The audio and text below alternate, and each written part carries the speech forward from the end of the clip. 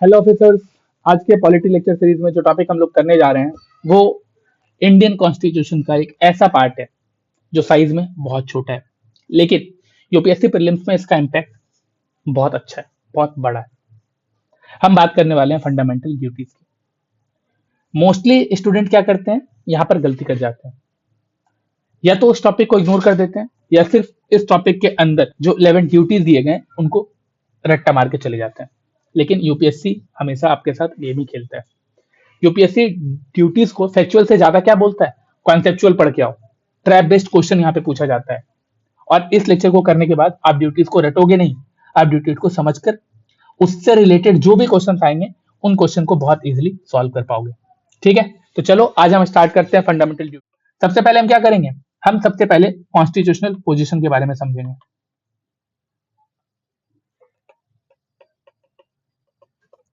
कि आखिर fundamental duty का कॉन्स्टिट्यूशन में क्या पोजीशन है। सबसे पहले हम लोकेशन को समझेंगे। फंडामेंटल ड्यूटी को हमारे कॉन्स्टिट्यूशन का पार्ट 4A में आता है, ठीक है। और इस फंडामेंटल ड्यूटीज जो है वो आर्टिकल 51A के अंडर है, ठीक है। अभी इंपॉर्टेंट बात क्या है वो समझो। हमने क्या देखा था, फंडामेंटल राइट वो कहाँ था, वो पार्ट 3 में था। हमने क्या देखा, डीपीएसपी वो कहाँ था, वो पार्ट 4 में था। और फंडामेंटल ड्यूटीज पार्ट 4A में है, ठीक है। अभी ये जो ऑर्डर है ये रैंडम ऑर्डर नहीं है। यहाँ पे हमें ये पता चलता है, ये दिखता है कि राइट, ड्यूटी और स्टेट ऑब्लिगेशन एक दूसरे के साथ कनेक्टेड हैं। यहीं से कॉन्सेप्ट बिल्ड होना स्टार्ट होता है, यहीं से कॉन्सेप्ट निकलना स्टार्ट होता है, जिसको आपको समझना है, ठीक है। अभी देखो, अगर ये बात है तो आखिर फंडामेंटल ड्यूटीज को क्यों ऐड किया गया होगा, ये सबसे पहला और सबसे लॉजिकल क्वेश्चन आपके दिमाग में आना चाहिए। आखिर फंडामेंटल ड्यूटी कॉन्स्टिट्यूशन में ओरिजिनली क्यों नहीं थे और बाद में क्यों ऐड किए गए। तो सबसे पहले हम देखते हैं कि फंडामेंटल ड्यूटीज ओरिजिनल कॉन्स्टिट्यूशन में क्यों नहीं था। देखो, जो ओरिजिनल कॉन्स्टिट्यूशन मेकर थे उन सबका जो फोकस था, उन सबका फोकस कहां था, उन सबका फोकस था इंडिविजुअल राइट को सिक्योर करने में। एक मिनट। और साथ ही साथ जो स्टेट का पावर है, ठीक है, स्टेट का पावर है इसको लिमिट करने में, ठीक है। ये सारा ध्यान था किसका, ओरिजिनल कॉन्स्टिट्यूशन मेकर का। लेकिन टाइम के साथ जब हम लोग आगे बढ़ते गए, ठीक है, हमारा देश आजाद हो गया, हमारे पास एक कॉन्स्टिट्यूशन था, हम डेमोक्रेटिक कंट्री बन चुके थे। तो यहाँ पे क्या देखा कि सिर्फ और सिर्फ राइट्स देने से डेमोक्रेसी स्ट्रांग नहीं होता है। जब तक सिटीजन अपनी खुद की ड्यूटीज को फॉलो नहीं करेंगे तो क्या होगा, जो राइट उन्हें दिया गया है इस राइट का मिसयूज होगा। इसलिए फंडामेंटल ड्यूटीज को बाद में जब जरूरत पड़ी, ठीक है, उसके बाद हम फंडामेंटल ड्यूटीज को कॉन्स्टिट्यूशन में ऐड करते हैं। और क्यों ऐड किया गया, ताकि हमारे पास एक बैलेंस एस्टेब्लिश हो सके किसके बीच में, fundamental right, DPSP and fundamental duties, इन तीनों के बीच में बैलेंस एस्टेब्लिश हो सके, ठीक है। हमने यहाँ पे राइट और रिस्पॉन्सिबिलिटी दोनों के बीच में बैलेंस करने की कोशिश की। अभी देखो, समझो कि आखिर फंडामेंटल ड्यूटीज का ओरिजिन क्या है। ये बहुत फेवरेट है पीवाईक्यू का, यूपीएससी में इस क्वेश्चन को बहुत बार पूछा गया है और बहुत सारे स्टेट पीसीस में भी।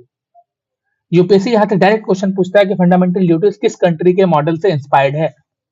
आपको इसका आंसर समझना है, क्या ओरिजिन ऑफ फंडामेंटल ड्यूटीज, इसका ओरिजिन कहां से होता है, इसका ओरिजिन होता है सोवियत यूनियन से। और अभी के टाइम पे हम इसको क्या बोलते हैं, हम बोलते हैं रशिया। तो ऑप्शन में कुछ भी रहे तो ध्यान देना इस चीज के, ठीक है। अभी देखो, अभी लोग ना कंफ्यूज हो जाते हैं, लोगों को लगता है कि फंडामेंटल ड्यूटीज भी आयरलैंड से लिया गया है। लेकिन हमें ये बात समझना है, इसमें कंफ्यूज नहीं होना है कि आयरलैंड डीपीएसपी का सोर्स है और फंडामेंटल ड्यूटीज जो है ये सोवियत यूनियन का सोर्स है, ठीक है। अभी देखो, जब हम इस चीज को समझ जाते हैं तो फिर मेरे पास आता है एक और क्वेश्चन कि जब हमारे ओरिजिनल कॉन्स्टिट्यूशन में नहीं था, ठीक है, तो फिर ये बाद में ऐड किया गया। कैसे ऐड किया गया होगा? इसे ऐड किया गया है कॉन्स्टिट्यूशनल अमेंडमेंट एक्ट से। ठीक है, फंडामेंटल ड्यूटीज को कॉन्स्टिट्यूशन में किस कॉन्स्टिट्यूशनल अमेंडमेंट एक्ट से ऐड किया गया था? 42nd CAA 1976। इस कॉन्स्टिट्यूशनल अमेंडमेंट से हमारे कॉन्स्टिट्यूशन में फंडामेंटल ड्यूटीज को ऐड किया गया था। और अगर देखा जाए तो इनिशियली क्या था कि फंडामेंटल ड्यूटीज टोटल 10 थे। ठीक है, लेकिन बाद में इसमें फिर से एक अमेंडमेंट होता है, और ये अमेंडमेंट क्या है? 86th constitutional amendment act 2002। इसने क्या किया? इसमें एक और ड्यूटी ऐड कर दी। इसलिए आज के टाइम पे प्रेजेंटली हमारे पास टोटल कितने फंडामेंटल ड्यूटी हैं? Total fundamental duty is 11। ठीक है, अभी देखो ये जो अमेंडमेंट है इसके बारे में आपके लिए होमवर्क है, आप इसके बारे में चेक करो जाके ये क्या है।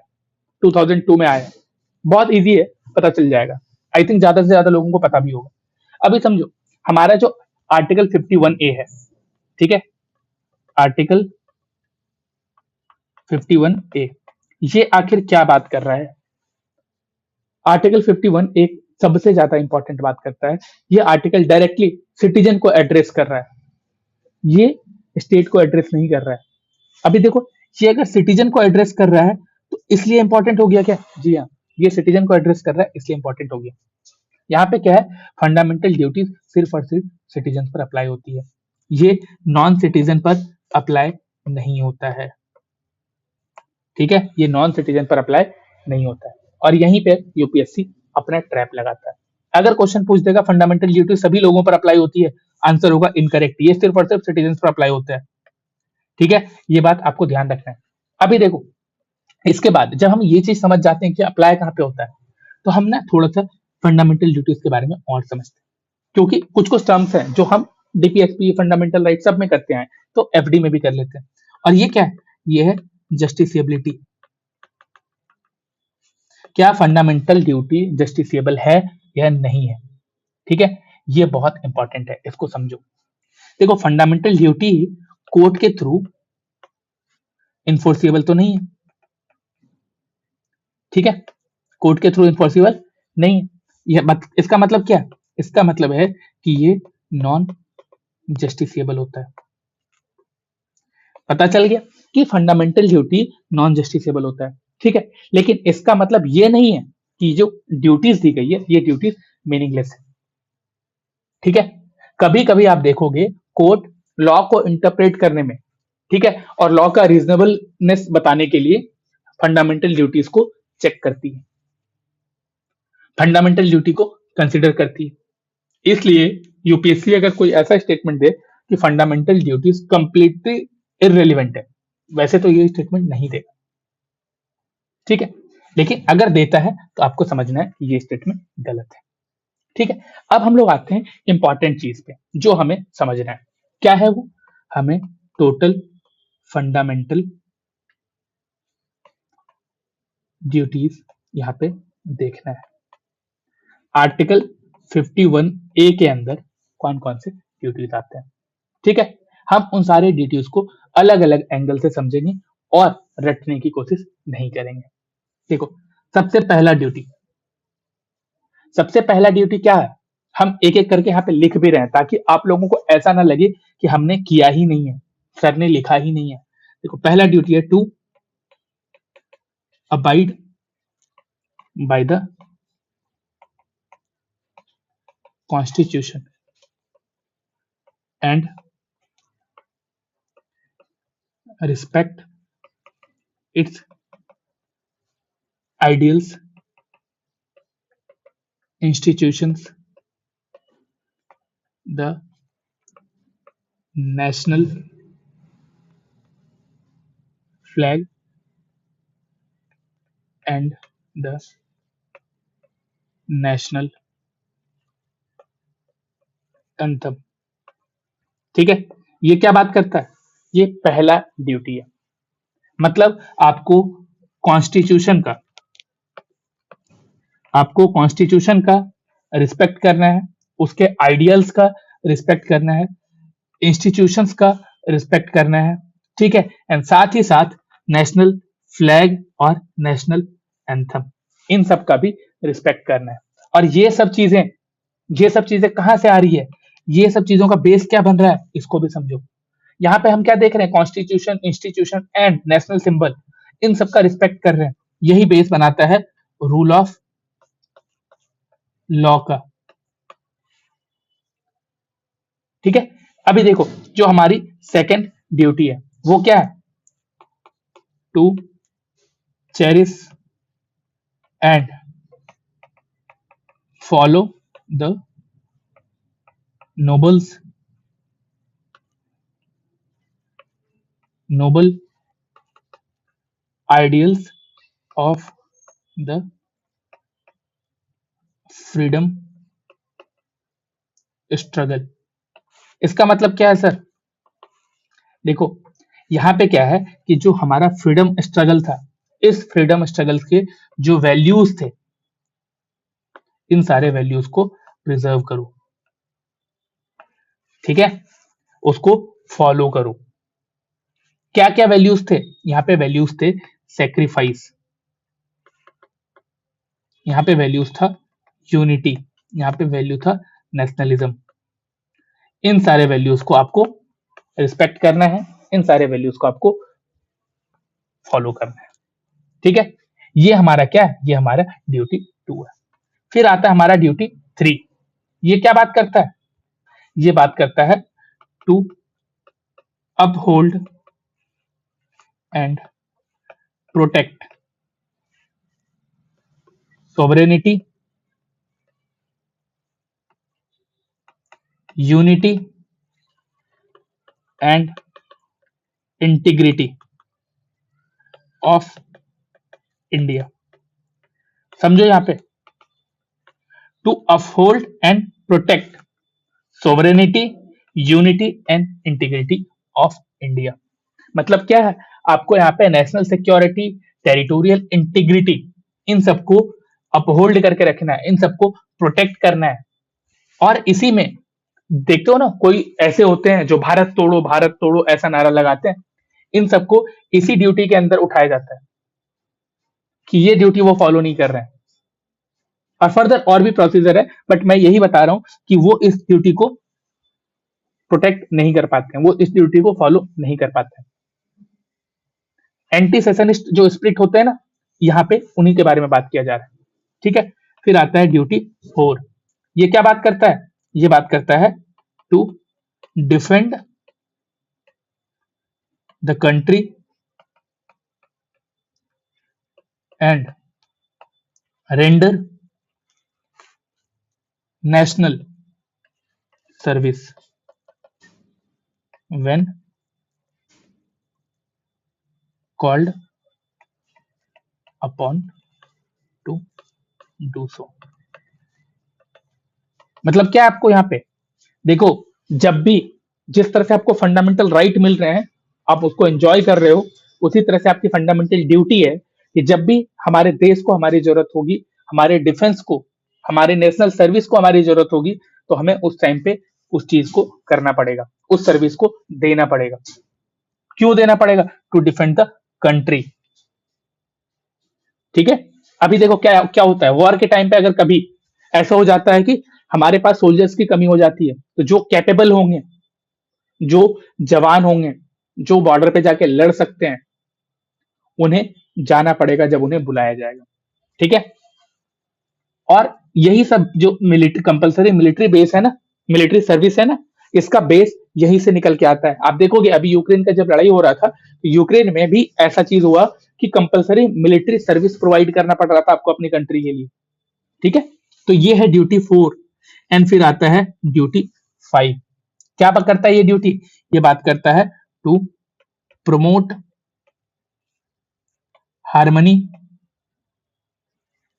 And the spirit of common brotherhood. इसका मतलब क्या है, इसका मतलब है कि देखो हमारी जो कंट्री है वो क्या है, बहुत ज्यादा डाइवर्स कंट्री है।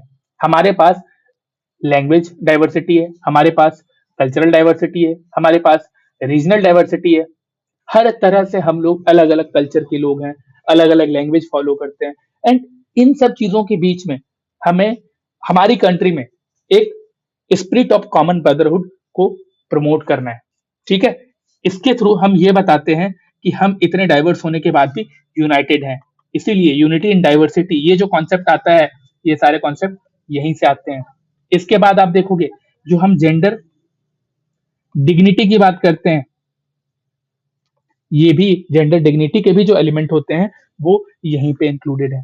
ये हमारा पांचवा फंडामेंटल ड्यूटी है। फिर आते हैं हम लोग अपने छठे फंडामेंटल ड्यूटी पे, to value and preserve the rich heritage and sorry heritage of our composite culture. देखो ये क्या बात कर रहा है, ये बात कर रहा है टू वैल्यू एंड प्रिजर्व। देख रहे हो यहाँ पे हर एक जगह पे, यहाँ पे क्या है, टू प्रमोट, यहाँ पे क्या है, टू डिफेंड, यहाँ पे क्या है, to uphold and protect, to cherish and follow. हर एक जगह पे देखो क्या चीजें बोली जा रही है हमें, बस उसको एक बार अच्छे से पढ़ोगे ना, दोबारा रट्टा मारने की जरूरत नहीं होगी। आज मैं आपको जो यहाँ पे बता रहा हूँ ना, वो बस मुझे याद है, मैं लिख रहा हूँ, और मैंने रट्टा नहीं मारा, बस इसी तरह से समझ के पढ़ा है। हम क्या बात कर रहे हैं, to value and preserve the rich heritage of our composite culture. हमारा जो कल्चर है हम इसका वैल्यू करें, हम इसको प्रिजर्व करें। ठीक है, ये बात करता है कल्चरल प्रिजर्वेशन की, ये बात करता है कंपोजिट कल्चर को अडॉप्ट करने की। ठीक है, उसके बाद आता है हमारा ड्यूटी 7। क्या बोलता है ड्यूटी 7? ड्यूटी 7 बोलता है to protect and improve the natural environment. To protect and improve the natural environment.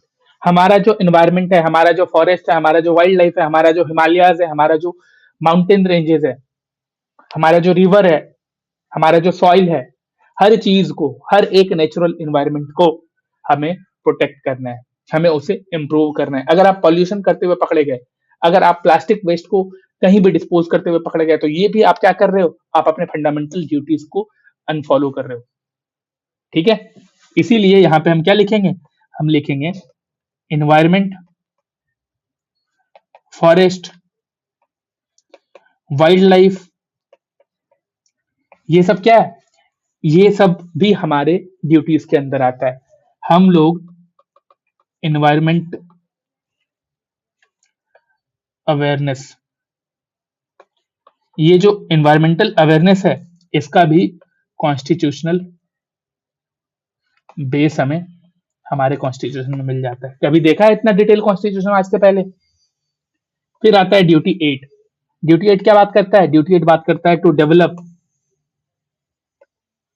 Scientific temper, humanism and the spirit of inquiry and sorry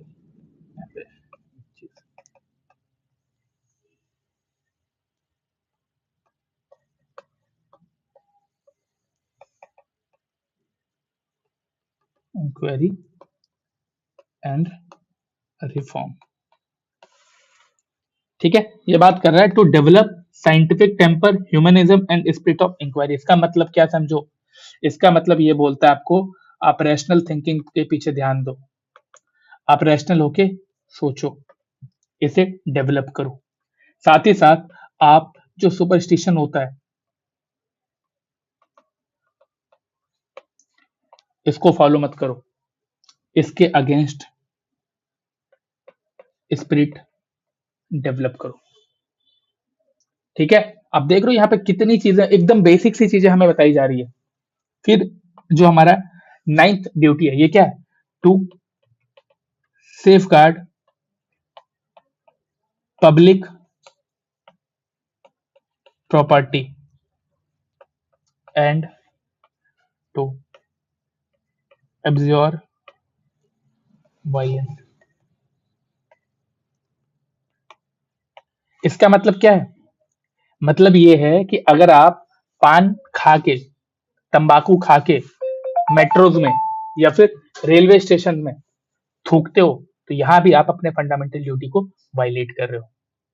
आप क्या कर रहे हो? पार्क में जाके वहां पे लगे पेड़ पौधों को उखाड़ रहे हो, या फिर वहां पे जो सिटिंग कैपेसिटी बनाई गई है उन सबके साथ खिलवाड़ कर रहे हो, उनको तोड़ रहे हो। तो ये भी क्या कर रहे हो? आप प्राइवेट प्रॉपर्टी को तोड़ रहे हो।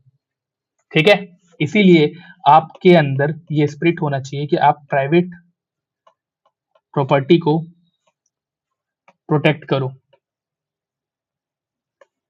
आपको साथ ही साथ वायलेंस नहीं करना है, वायलेंस को रिजेक्ट करो।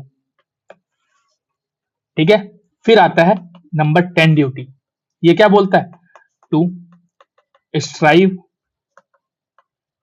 Towards excellence in all sphere of individual and collective activity. क्या बोल रहा है? To strive toward excellence in all sphere of individual and collective activity. ये यहाँ पे नेशनल एक्सीलेंस के बारे में बात कर रहा है। ये आपको क्वालिटी कॉन्शियसनेस बता रहा है। ठीक है, आप यहाँ पे एग्जाम्पल में आप स्पोर्ट्स ले जाना चाहते हो, स्पोर्ट्स ले जाओ, आप साइंस ले जाना चाहते हो, साइंस ले जाओ, कुछ भी ले जाओ। यहाँ पे क्या बोल रहा है? To strive toward excellence in all sphere of individual. आप अपने आप को जिस तरह से डेवलप कर सकते हो, आप अपने आप को जिस तरह से एक्सीलेंट बना सकते हो, बनाओ, इंडिविजुअली और कलेक्टिव, दोनों तरह की एक्टिविटीज में। ठीक है, एंड फिर आता है एक और हमारा जो अमेंडमेंट के थ्रू आया था, थ्रू 86th अमेंडमेंट। क्या था ये? To provide opportunity. मैंने होमवर्क दिया था बट मैं खुद ही यहां पे बता रहा हूं। Opportunity for education to children between 6 to 14 years. ये जो टू प्रोवाइड अपॉर्चुनिटी की बात कर रहा है, ये सिर्फ और सिर्फ पेरेंट एंड गार्डियन के बारे में बात कर रहा है। ठीक है, और ये जो हमारा ड्यूटी है, ये ड्यूटी हमारा राइट टू एजुकेशन जो है 21A, इसके साथ लिंक्ड है। ठीक है, इसीलिए आपको ये ध्यान देना है कि अभी जो हमने 11 ड्यूटीज पढ़ी, इनसे रिलेटेड कोई भी ट्रैप्स आता है, उन सारे ट्रैप्स को आप इजीली सॉल्व कर सको। यहाँ पे यूपीएससी फंडामेंटल ड्यूटीज से डायरेक्ट या इनडायरेक्ट ट्रैप्स बनाता रहता है। आपको पूछ देगा, कभी ऐसे क्वेश्चन बीच में आ जाएंगे ना, वहां पे लिखा होगा fundamental duties are enforceable by court. आप जल्दबाजी में, आप प्रेशर में आके इस स्टेटमेंट को ढंग से नहीं पढ़ोगे और गलत करके आ जाओगे। ये सब नहीं करना है, इन सब ऑप्शन को बहुत ध्यान से पढ़ना है। ठीक है, fundamental duties apply to all person, ये वाली बात गलत हो जाएगी। क्यों? क्योंकि ये सिर्फ और सिर्फ सिटीजन पे होता है। Fundamental duties were part of original constitution. जो नहीं पढ़ के गया हो उसके लिए तो ये गलती हो जाएगा। ठीक है, वो तो गलती करके आएगा, हमें पता है ये ओरिजिनल कॉन्स्टिट्यूशन का पार्ट नहीं था। फिर आएगा एक और एग्जांपल ले लेते हैं। ये क्या है? Duty to vote is a fundamental duty. क्या हमने यहाँ पे कहीं पे देखा है? हमने कहीं पे भी ये राइट को पढ़ा, ये ड्यूटी को पढ़ा? तो ये फंडामेंटल ड्यूटी नहीं है। आपको ध्यान देना है, कॉन्स्टिट्यूशन में जो भी ड्यूटीज हमने पढ़ा, सिर्फ और सिर्फ उन्हीं को ध्यान देना है। अभी हम वापस से बता देते हैं। पहले में हमने क्या पढ़ा कि हमें कॉन्स्टिट्यूशन का, उसके इंस्टीट्यूशंस का एंड हमारे नेशनल फ्लैग और नेशनल एंथम, इनको बेसिकली रिस्पेक्ट करना है। ठीक है, फिर हमने पढ़ा कि हमें जो फ्रीडम स्ट्रगल हमने किया था उसके जो नोबल आइडियाज थे हमें उसे फॉलो करना है एंड उसे प्रीच करना है। ठीक है, फिर हमने देखा to uphold and protect sovereignty unity and integrity of India. हमें अपनी कंट्री के सोवेनिटी यूनिटी और इंटीग्रिटी को प्रमोट करना है, उसे अपहोल्ड करना है। ठीक है, हम ऐसा कोई भी काम नहीं करेंगे जो हमारे देश के अगेंस्ट हो। अगर कोई इंसान घूस ले रहा है, कोई इंसान करप्शन कर रहा है, वो भी गलत कर रहा है, वो भी आप यहाँ पे डाल सकते हो। ठीक है, इसके बाद है to defend the country and render national service when called upon to do so. ठीक है, तो आप देखो यहाँ पे जितने भी ड्यूटीज लिखे गए हैं उन सबको वर्ड टू वर्ड देख लो। ठीक है, और जब क्वेश्चन आएगा तो इसे इसी पे अप्लाई करके देखना, तो आपको समझ में आ जाएगा कि राइट्स और ड्यूटीज का रिलेशन क्या है। राइट्स बिना ड्यूटीज के कैसे क्योस क्रिएट कर सकते हैं, और ड्यूटीज बिना राइट के कैसे ऑथोरिटेरियन हो सकती है। इसीलिए इंडियन कॉन्स्टिट्यूशन का एक विजन था। विजन क्या है? ये विजन है राइट प्लस ड्यूटीज, इन सबको मिलाओ तो मिलेगा आपको कौन? Responsible citizens. ठीक है, यही कॉन्सेप्ट है जिसको फॉलो करके ये चीज हमें पढ़ना पड़ रहा है। राइट और ड्यूटी क्या है? कॉन्ट्राडिक्शनरी है। ठीक है, अगर ये स्टेटमेंट आता है तो आपको समझ जाना है कि ऐसा नहीं है। यहाँ पे राइट और ड्यूटी दोनों को साथ में लेके चल रहा है, दोनों को साथ में बैलेंस करते हुए चल रहा है, दोनों कॉन्ट्राडिक्शनरी नहीं है। ये स्टेटमेंट गलत हो जाए। ठीक है, तो हर एक पार्ट से आप ना खुद से ही स्टेटमेंट बना के देखो, आपको पता चल जाएगा। जब आप कुछ पढ़ते हो ना उससे स्टेटमेंट बनाओ, पता चल जाएगा आप सही कर रहे हो गलत कर रहे हो। एग्जाम में जब भी फंडामेंटल ड्यूटी से क्वेश्चन आए तो आपको चेक करना है कहीं पे स्टेट या सिटीजन या स्टेट ये तो नहीं लिखा हुआ है, इन्फोर्सिबल नॉन इन्फोर्सिबल, इन सब वर्ड को पकड़ना है। आपको अमेंडमेंट बेस्ड ट्रैप को देखना है, 86 की जगह पे 96 लिख देगा, इन सब चीजों को समझना है। आपको यहाँ पे एक्सट्रीम वर्ड को देखना है। ठीक है, जो ऑलरेडी आपको बताया हुआ है। ठीक है, तो फंडामेंटल ड्यूटी क्या है? कॉन्स्टिट्यूशन का सबसे इग्नोर पार्ट था, लेकिन अगर आप ये लेक्चर कर लेते हो इसके बाद ये आपको इतना तो पता चल जाएगा कि इस पार्ट से आने वाले सारे क्वेश्चन आप इजीली सॉल्व कर सकते हो। ठीक है, आपको एक चीज और ध्यान रखना है कि राइट जो है ये क्या करता है? ये प्रोटेक्शन का डिमांड करता है। ठीक है, और ड्यूटीज क्या है? ये रिस्पॉन्सिबिलिटी की बात करता है। बस खत्म हो गया, यही था लेक्चर। अगर ये लेक्चर पसंद आया हो, फंडामेंटल ड्यूटी समझ में आया हो, प्लीज लेक्चर को लाइक करो, कमेंट करो। आप लोगों के कमेंट से मोटिवेशन मिलता है ताकि नेक्स्ट वीडियो आए। नहीं करोगे फिर किसी दिन डिमोटिवेट हो जाएंगे और वीडियोस आने बंद हो जाएंगे। तो ऐसा मत करो प्लीज। कोई चार्ज नहीं ले रहा आपसे, फ्री में आपको बताया जा रहा है, सब कुछ पढ़ाया जा रहा है। तो आप थोड़ा सा सपोर्ट करो कि कमेंट करो, लाइक करो और सब्सक्राइब भी कर लो। ठीक है, चलो, थैंक यू।